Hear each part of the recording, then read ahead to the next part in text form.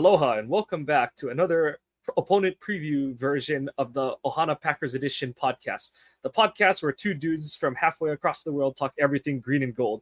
I'm Mike, and that's Iowa Joe. Today we're previewing the Packers nine, week week 10 game against the Pittsburgh Steelers. Something like that.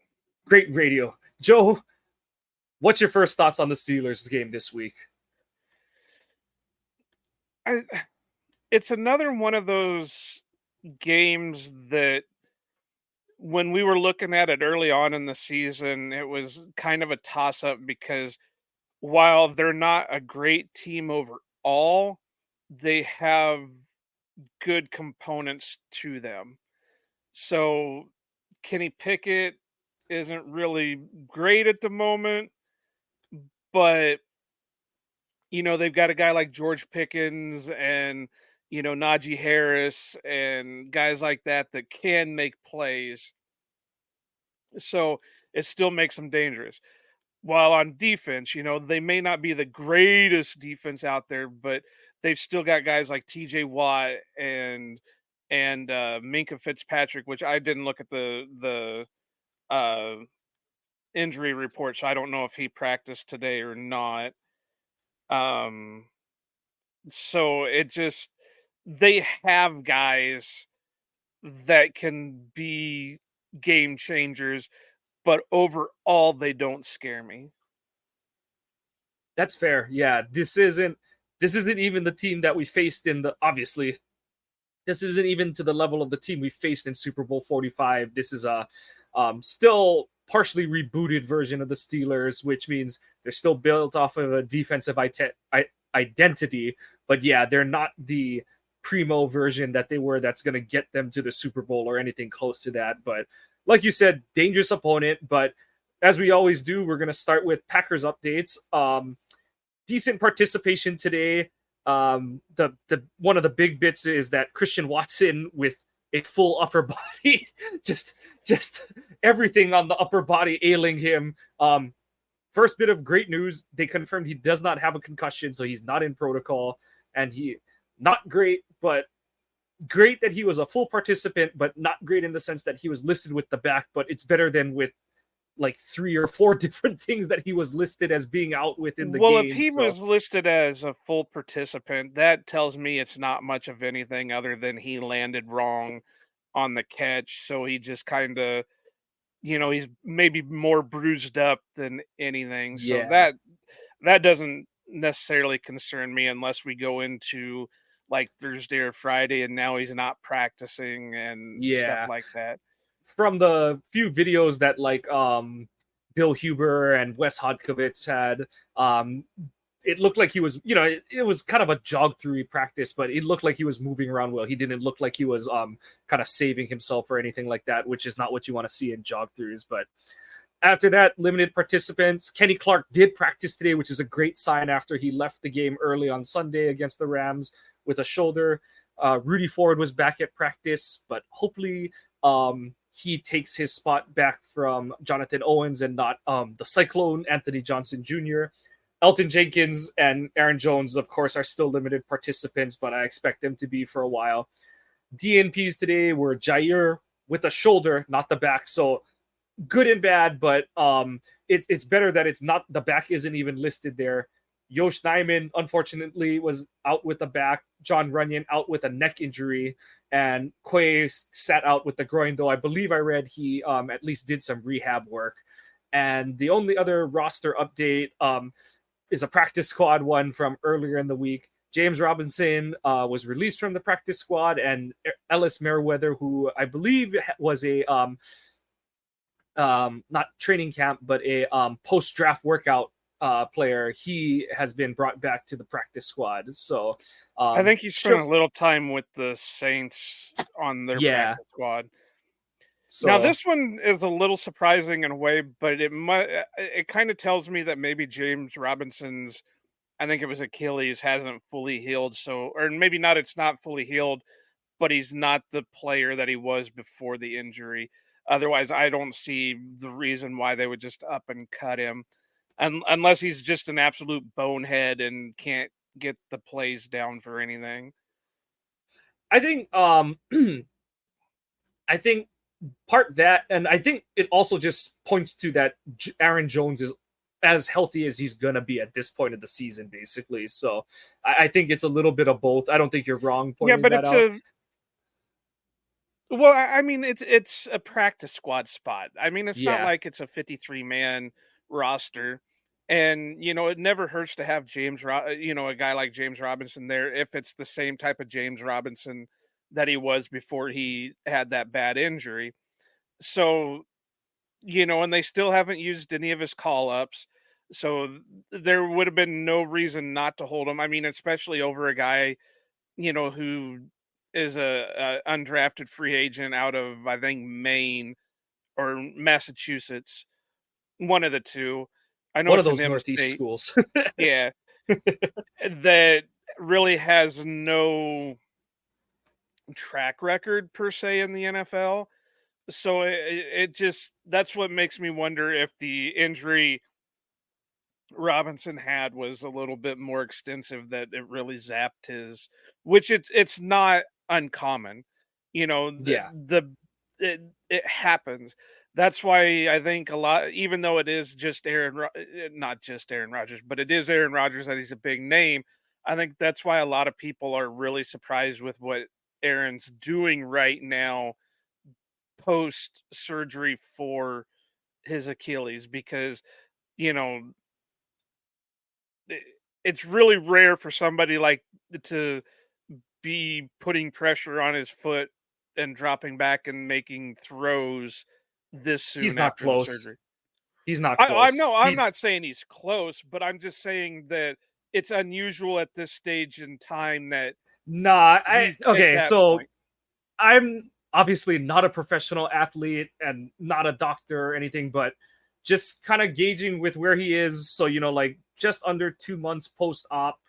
Um, I know that like everyone's like, ooh, ah, and he's doing dropbacks, but you watch him, he looks like an elephant plodding back on those dropbacks, and the Yeah, but he's velocity also he's putting on his 37 throw years is, old, yeah, but the or velocity he's getting, 38. it's because he's torquing. It's all his upper body torque. So, um, he he won't be back unless they make the playoffs, and even then, it's like he's not gonna move, and he's still behind that shit O line. So Well, it's no, and I'm not even saying that. I'm just yeah, I'm saying that we're seeing that maybe James Robinson's injury has zapped his ability so far, but we're on the flip side, we're seeing a guy like Rodgers taking steps quicker than what most people would be doing. I'm not saying he's going to be back this year. I fully do not. If he comes back this year, then I'm going to call shenanigans on the whole injury anyway. And he was just doing something to screw over the Packers getting a first round pick, because there is unless he like found some magical potion that repairs body parts quickly, there's no way that an Achilles is gonna, with that type of injury, he's gonna be back anytime soon. But we're digressing. I just was kind of more pointing out that I think it's more James yeah. Robinson's injury has zapped his ability than anything. But yep, I mean, looking back on the game last week, we saw a fully activated and utilized Aaron Jones. So hopefully we see that moving forward. But onto the Steelers, and like you said, the Steelers, they're a dangerous team, but they're not a juggernaut team. They're 5-3, yes, but with a negative 30-point differential, which is very hard to do in this age of the NFL. That's a lot of hold on for dear life or come from behind narrow wins and a couple big blowout losses. So, um, but um, on offense, they're kind of like staring the Packers in the mirror because I made the joke on Twitter that the Pittsburgh offense all season is Green Bay's offense from the Week 3 comeback against the Saints. They kind of just do nothing, maybe make a play here or there, kind of thing, and then the fourth quarter they're like the most efficient and proficient offense in the league or something like that. And so, um, and it's not, Well, and we it's also not, have to. throw out the stat that the Packers haven't won a game at Pittsburgh since 1970. Yeah. Which, yeah, that's insane because the 70s is when the Packers sucked. Phil Bankston was the coach. So, Well, according to what I was seeing, information wise, it was the last game that Bart Starr won. that's dating itself. Yeah. So, yep, that just says it all. I don't even know what the hell it's called anymore. Heinz, I call it Heinz, is one of the toughest venues to play in. Just going lightly about it, I'll be surprised if Anders is given a shot at anything over like a 42 or a 45-yard field goal, especially, I forget, I think it's the south direction. Whichever end of the stadium is the one where it's open to the three rivers. That's the side where the winds are all funky and stuff like that. So I do think that LaFleur is going to have to be more aggressive this week in terms of going for it on 4th and shorts in Palace territory, because despite how big of a leg Anders has, field goal kicking in Heinz has always been more in the risk than the reward category. But getting back to the Steelers offense, yeah, they've got big playability. That's kind of what's holding up their 18th DVOA ranking, but they are the worst offense in the league in terms of going 3 and out. They're going out 3 and out on near just short of 50%. I believe it's like 46 or 47% of their drives end in a 3 and out, which is honestly hard to do in this stage of the NFL. I know the Packers seem to be, like it happens a lot, but even they're not crossing 40%. So something to keep an eye on. And well, part and of that did you is see the go for it. Well, I was going to say, did you see the Packers defensive DOA? It's like I don't know the numbers off the top of my head, but it was like they were doing great in pass defense, but they were like top 10, top 12 or whatever in pass defense. But then when it came to run defense, they were like bottom 20. Not surprising at all. That should surprise no one at any point of this juncture. So, yeah, it's Barry. It's the Barry experience. So yeah, that's why the Pitt offense, while like I said, overall it might not scare me, but if it's also going to depend on what the injuries are going into the game. Does Jaw play? Does Quay play? Does guys like that? Because the run, if they can feed Najee and I'm blanking on what the other Jaylen running Warren. back's name. Yeah, if they feed them, then it kind of scares you a little bit, because we know how the Packers defense is. But I'm not really too overly scared of Kenny Pickett minus, if depending on Pickens and what's the his tight mental end? fortitude. Freiermuth is on IR at least another is he? week. So yeah, Green Bay doesn't have to deal with him. So that's a big help, because especially if Quay is out, our tight end coverage is pretty shaky at the moment. What about Sasquatch? The kid from Georgia. He's in. Yeah. Washington, okay. Darnell. I'm sorry, I called him Sasquatch because every time I see him run, he looks like he's lumbering. He like does. But he's been. I mean, obviously with Freiermuth out, but he still only has 2 catches for 17 yards on the season.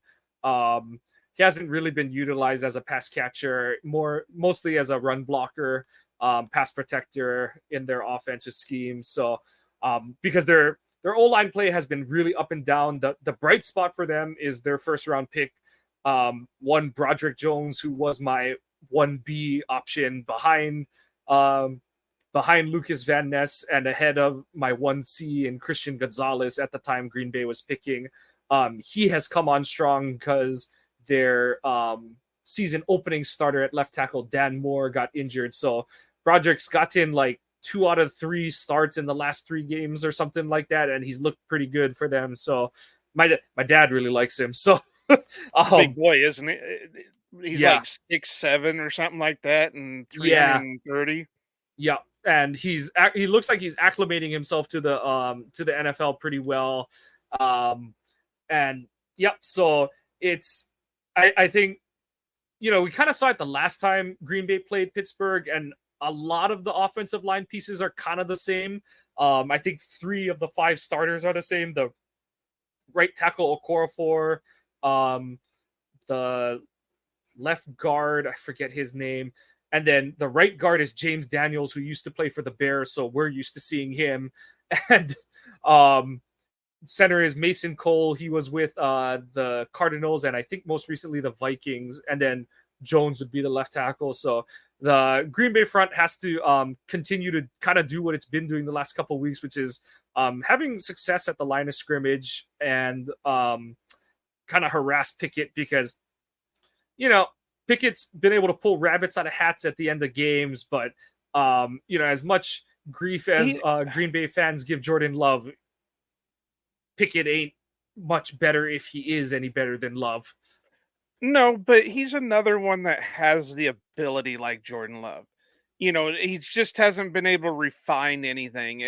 But you can tell he has the potential, and kind of like Jordan, you can tell Jordan has the potential, but it's refining that potential to turn into a star. And I got to be honest, I really didn't take a look at quarterbacks in Pickett's class. And honestly, off the top of my head, I can't even remember all the quarterbacks that were in his class. But I did say that before the draft that the one pick that would make sense in the whole first round is Pittsburgh is going to take Pickett, just because he's a Pittsburgh guy. So that was the only thing that made sense. So it always made sense that it was going to be a feel good story. But really, he's got an arm, he's got the ability. He's just, kind of like the Packers right now. There's not really, they have a few more veterans than what the Packers do at the moment. So it's hurting them because they don't have, the guys put around him. I hate to say it because I like Tomlin and that, but I have a feeling his whole scheme of I know he's a defensive guy, but I have this thing that I think he's just, I don't want to say past his prime, but I think he's grown stale. I think maybe Pittsburgh's best chance is if they have a change. Um, and I know the feeling because the other black and gold team that I know really well is going through the same issues, that things have just kind of grown stale. So, like I said, I like Tomlin. Matter of fact, my hope of hopes would be that if he did get fired from Pittsburgh, or that, they mutually parted, we would be able to sneak him in as our defensive coordinator, just because that would be perfect. Because he knows his defense, he knows he knows his ball, but it just, I don't think he's got it anymore in Pittsburgh. My dad still likes him, and my dad's whole thing is that's the hard part about being a defensive head coach, is that just like we've kind of grilled McCarthy towards the end and LaFleur now over not being able to get rid of or find the right defensive coordinator. It's even bigger for defense. I mean, look at Saleh. He had Mike LaFleur, fired him last year, and then now he's on Nathaniel Hackett, but we kind of know that was a recruiting trip. And Tomlin's kind of, Tomlin had he had Bruce Arians at the beginning of his time in Pittsburgh as his offensive coordinator, and then he's had a couple like decent guys after that. But then like Canada has run out of favor really quickly in Pittsburgh, and everyone said it was a mistake that he retained his spot this year. And then like the last few years of Roethlisberger, my dad was pissed at who their offensive coordinator was, because he goes, he's just Roethlisberger's golf buddy.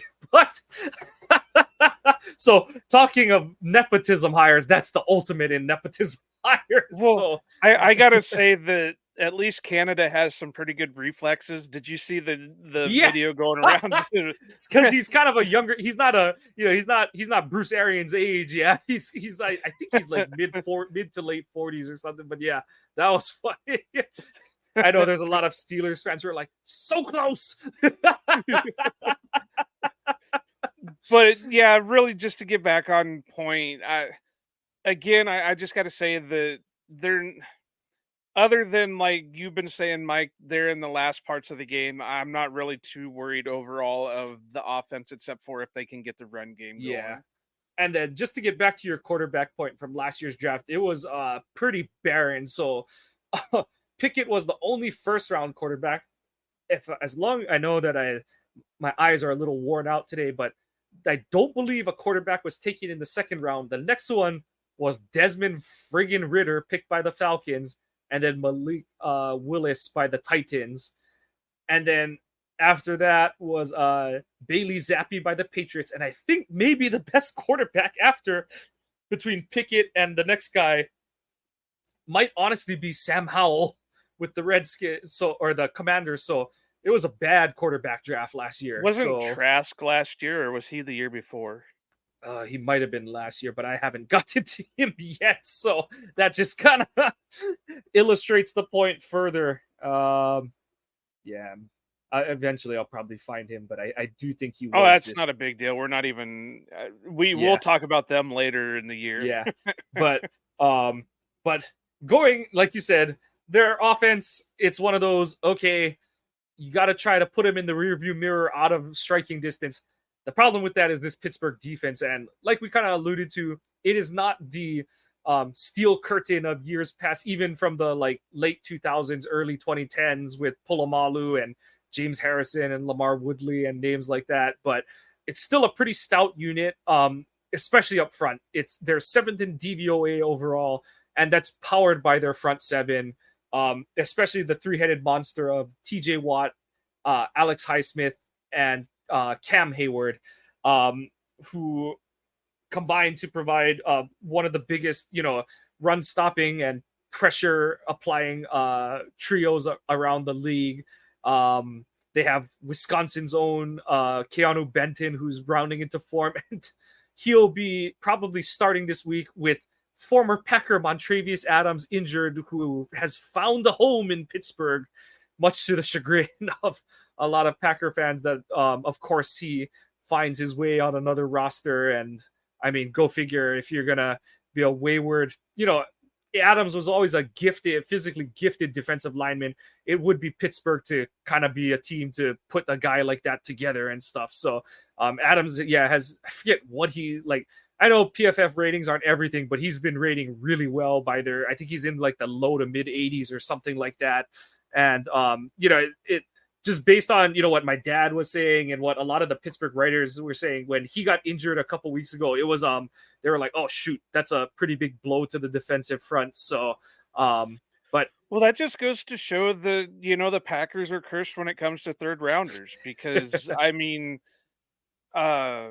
he went on elsewhere and succeeded. Oren Burks went over to the 49ers and is having some success.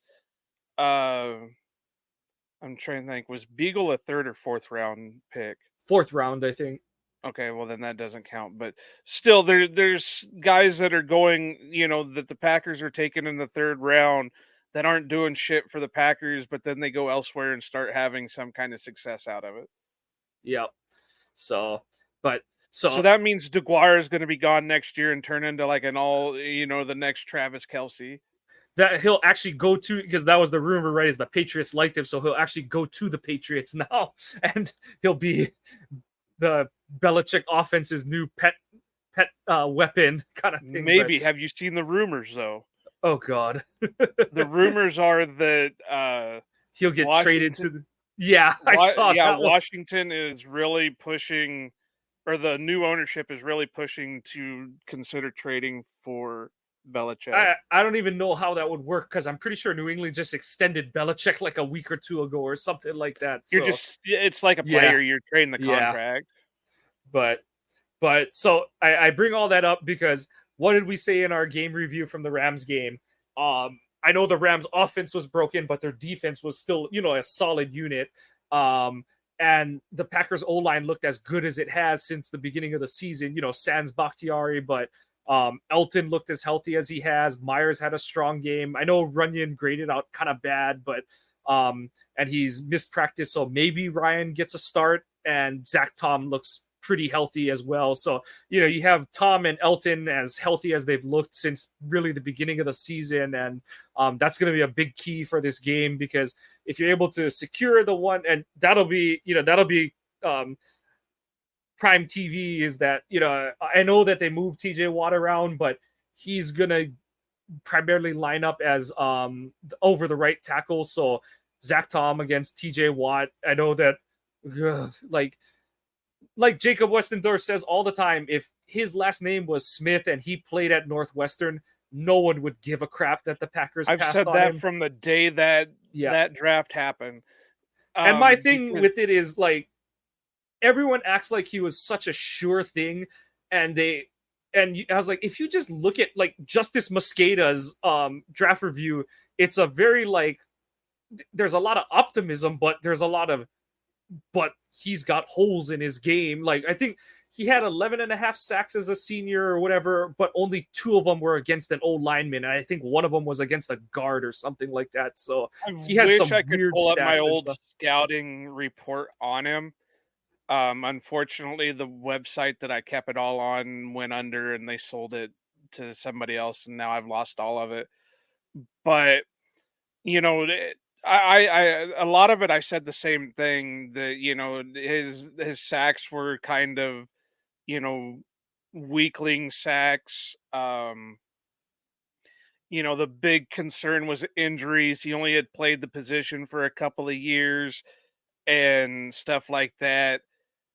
And I also said that at the time that the Packers made the trade and made the pick, edge wasn't the biggest need. Yeah, they needed another one, but it wasn't the biggest need in the world. We just got done getting ransacked by the Falcons with Ladarius Gunther as our starting cornerback. That was, and here's how much parity is in the NFL or in football, period. Kevin King was relatively healthy throughout his college career. He didn't concussions were his concern. Yeah. Well, and the shoulder. He did have the shoulder thing. But other than that, there were really no major injuries with him throughout his college career. But yet when he came to the Packers, that's all he had was injury. Lower body injuries, yeah. TJ Watt, on the other hand, dealt with multiple injuries in college, but has been relatively, in a way, healthy in the NFL. Yep. That's just the way them cards come out. So, but yep, we won't pick open wounds, but like I said, it'll just be fun to watch Zach Tom go up against another premier edge rusher. That's always something that I'm got my eye on. But Green Bay can't just worry about that. Alex Highsmith has become a prime pass rusher in his own right.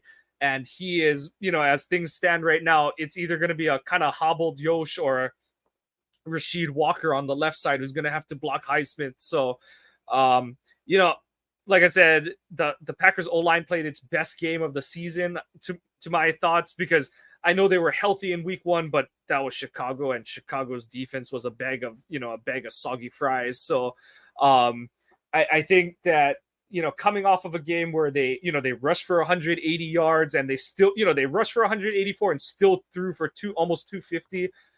That's a good, a nice balanced day. And so, you got to be able to get some kind of movement, but also, you want to be able to run the ball enough to keep Pittsburgh somewhat honest and off balance, because if you can protect, their secondary is questionable and shaky, because Minka Fitzpatrick is not expected to play in this game. He was a DNP in practice for the Steelers today. And the reports I've seen is that it's doubtful that he'll be available this week. They think he's at least a week away. So outside of that, the shining spot on the Steelers defense is Joey Porter Jr. And outside of that, they have former Spartan, what's his name? Lane, I think is his last name. I can't think of his first name right now, but he's one of their cornerbacks. Oh no, Levi Wallace. No, never mind. I think Lane is gone. So Levi Wallace is one of their quarterbacks. Well, and they got then Patrick Peter, the ghost of Patrick Peterson out and there. Chandon Sullivan. So so Joey Porter Jr. has been a breath of fresh air for the Steelers. I know that he was a name that was floated for the Packers as a pick. My question with him was, great athlete, but I didn't trust Barry to use him right. That was always my concern. Whereas I always figured that Tomlin is like a aggressive cover 2, cover 4 guy. So I was like, once the Steelers picked him, obviously it's cool that he got picked by his dad's old team, but also I was like, yeah, Tomlin knows exactly what to do with a cornerback like that. So Love's got to be ready for Porter because Porter's a long, rangy corner. So he'll be able to kind of stick in coverage, even potentially with Watson, depending on the route type. So, but basically everywhere else in this secondary, even against this Packers receiver core, the Packers are going to have advantages, I think, because like we said, it's 57-year-old Patrick Peterson, Levi Wallace, who was never that good, and Chandon Sullivan are their other top 3 cornerbacks. And then their safeties without Minka Fitzpatrick are Keanu Neal, who's known more as a thumper than a coverage guy, and Damontae Kazee, who was formerly with the Falcons, and Pittsburgh picked up on waivers, I think. So pass protection is going to be a key. Oh, Miles Killer. He only plays special teams, so he's their Dallin Levitt. Well, so, he'd be a nice one to have if Rodgers was still on the team. Oh boy, but yep, it's gonna be another one of those meat and potatoes kind of games where, however good the Packers O-line plays, I think that's going to be how well Jordan Love plays, because if they can keep him upright and, I don't want to say comfy in the pocket, but secure and have some peace of mind, I think we're gonna see Love have some success, because like I said, if he has time, there's gonna be options against this Steelers secondary. So that's my big key for the game. Any thoughts from you, Joe, on this Steelers defense? Other than, like I said earlier, and then like you just covered, outside of a couple of main guys, I'm not really overall scared of it. Like you have in the notes, as long as the Packers O-line gives Love time, then they should do pretty good. And hopefully Love doesn't really regress too much. Let's, like, the common thing that I always say is stack successes on it. So we saw a pretty good game out of Love against the Rams. If he can one-up it again against the Steelers, that'd be great. Yeah, it would be a really good, because like a lot of people are saying is like, okay, you beat the Rams who had no offense. Can you beat a team with a better defense and Brett Rippon was a low of low bars to hurdle, but the Steelers offense, it's not inept, but it's not great either. But if you can beat this team on the road, that would be a good building block for the Packers. So, yep, it's another chance to learn more about this young Packers team and see what they've got in another tough road environment. I know that, going into like the Raiders game, we said, hey, if they can block Max Crosby, but the Packers were not healthy on O-line at all going into that game. Zach Tom was still playing with a bum knee, Elton, as we've seen over the last month leading into that Rams game, has not been healthy. So hopefully the Packers are able to stay healthy on the O line and buy some time for their offense. But And the weather should be pretty good.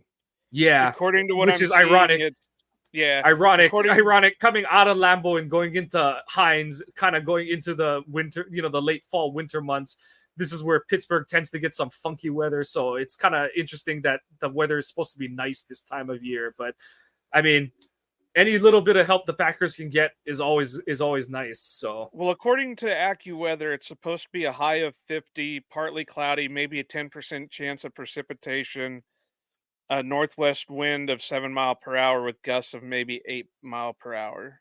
yeah, so hopefully, yeah, it'll be a good game for the Packers offense. Like we said, they pulled themselves off the mat, and so let's see if they can continue to they can start a new trend in the upward direction this week. But you have any of your over unders, yes nos for this week, Joe?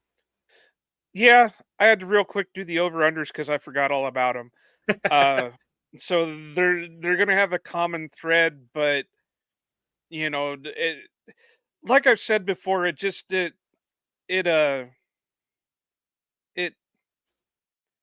there's common themes throughout the season because we know we can pretty much predict what's going to happen, play call wise. Outside of last week's game with Jones, we're pretty sure that, he's going to be good for at least 10 carries. So it's not hard to do the over-unders for that. I mean, when he's healthy. I mean, obviously before that he was hurt, so it didn't.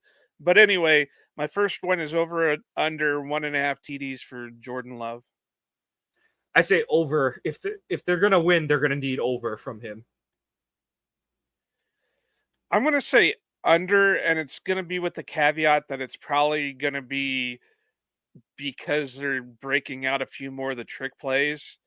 So there might be a couple jet sweeps, there might be whatever, just to, keep a TJ Watt or Highsmith or Hayward out of Jordan's face.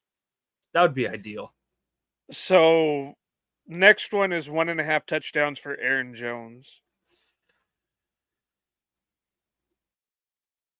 Over. 1 rushing, 1 receiving. Now him, I will say the over on, just because I think after last week, unless something catastrophic happens, they're going to lean on him again, and he's going to see the bulk of things. So that's what my call is. And then the last one I got is over under 1.5 sacks for Rashawn Gary.